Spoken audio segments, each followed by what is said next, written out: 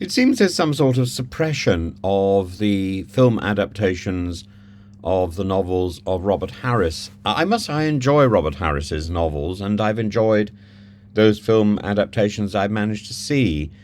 But Conclave I was denied the other day, and An Officer and a Spy is a film I didn't even realise existed. It's a film by Polanski, and it marks a significant and troubling example of contemporary cultural censorship.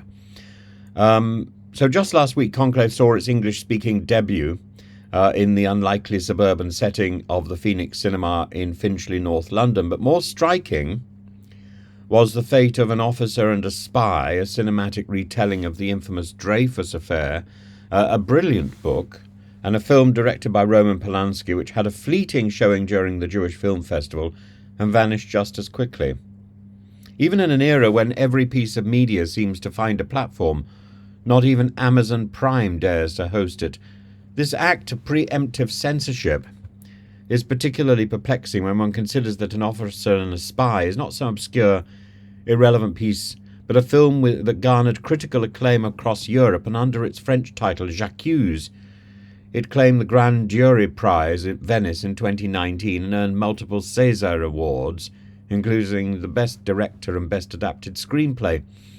Yet the director's infamy, Polanski's unresolved legal past, casts a long shadow, and despite Samantha Geimer's public forgiveness, the history propels a kind of reflexive, anticipatory prohibition that stifles access to his work in the Anglosphere.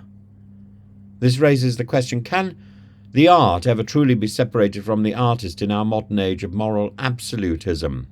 Would Caravaggio have survived today? The familiar defense of divorcing creative genius from personal transgression has weakened under the weight of contemporary cultural anxiety, and we live in a time where the perceived threat of a backlash, often more hypocritical than actual, dictates decisions in boardrooms and studios. And the Finchley screening, introduced by journalist Tanya Gold, who remarked that we live at a time of censorship and idiocy, and the two are not unconnected. Indeed, John R. MacArthur's of Harper's attests that American distributors avoided An Officer and a Spy because of fears of protest, despite the film's undeniable cinematic quality. And such reactions are not born of convictions held by feminist groups or advocates for survivors of abuse, but rather a nebulous anticipatory fear among media executives. The Dreyfus affair itself resonates chillingly with today's political and social dynamics. It exposes how conspiratorial thinking, anti-Semitism, and the machinations of powerful institutions can warp justice. So Polanski, with unflinching precision, depicts Georges Picard, played masterfully by Jean Dujardin, as he defies military orders to uncover the falsification of evidence against Alfred Dreyfus.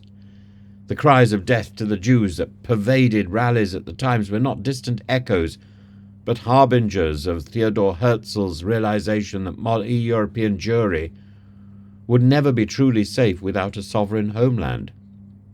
The themes, therefore, of the film are stark reminders of the dangers inherent in a culture of secrecy and scapegoating, yet ironically, in our era, it is the film itself that faces suppression under the pretext of avoiding controversy. It is not content that enrages, it is the mere potential of social opprobrium that is seen. Other Polanski works, like Chinatown, a film intertwined with themes of abuse, remain celebrated and accessible, underscoring the erratic nature of this suppression. And the absurdity reaches its zenith when neither superior films, neither the work of a great director can get to an audience, and advocacy groups, feminist collectives have publicly called for this ban. What persists instead is a culture of bureaucratic preemption, because nobody has been successful in getting their voice heard about this ban. There's been no cry about it. There's been noises, but no great concerted campaign. Instead, the industry itself has just muted access. Dave Rich highlights the broader implications of these decisions, observing that Jewish identity and suffering are being increasingly edged out of historical narratives, and his critique of Lee, a film minimizing Jewish experience even at the moment of Buchenwald's liberation, reinforces the point. An officer and a spy dares to confront anti-Semitism directly, something liberal audiences once applauded but now avoid. So where does this leave us?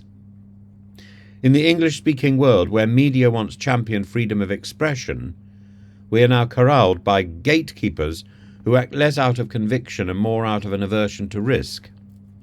The legacy of Dreyfus, fear of accusation, distortion by powerful interests, the resultant miscarriage of justice, lives on not just in the history of anti-Semitism, but in how stories about it are now silenced.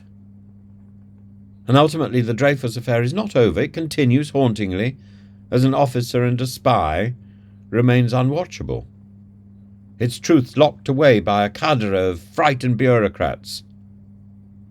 Cinema censors, leaving us with a painful irony. A film that exposes the perils of censorship has itself become a victim of censorship.